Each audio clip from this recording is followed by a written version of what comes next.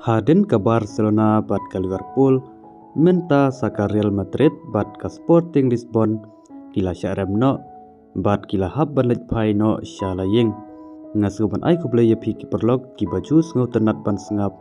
ya ki kubor sport ha kene ke channel. Na benta kito kiperlog ki barang sepoi thomai, sobha sa share sa like bat sa subscribe. Presru ya uto ubel kenang bapinang yo ya ki kubor sport ki baman laka sengi. Ka jeng lekai second leg jong ka UEFA Champion League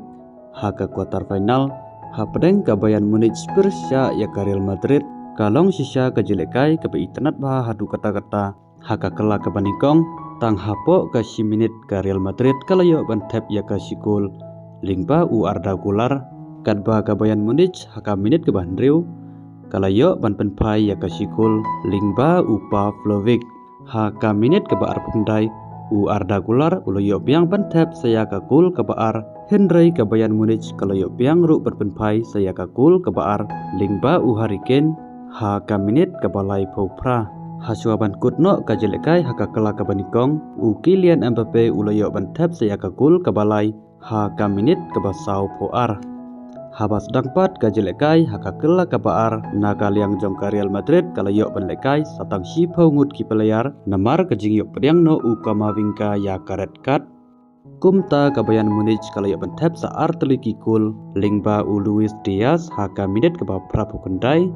badru u Michael Olise ha ka minit ka ba kendai pau plosan badru abakut no kane ka jelekai ka Bayern Munich kalayo ban khuri ka nam job da ka batam ya ka Real Madrid ha ka aggregate dan Real lasau gol sakawai pat ka Arsenal Persya ya ka Sporting Lisbon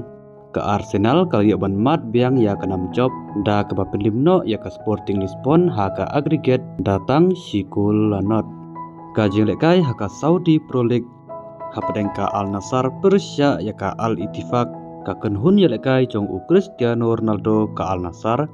kalayo ban khuri ya ka nam job da ka bapenlimno ya ka Al Ittifaq datang sikul lanot bat ya kene kul layo bentep da u Kingsley Coman ha kaminit ke balai puwei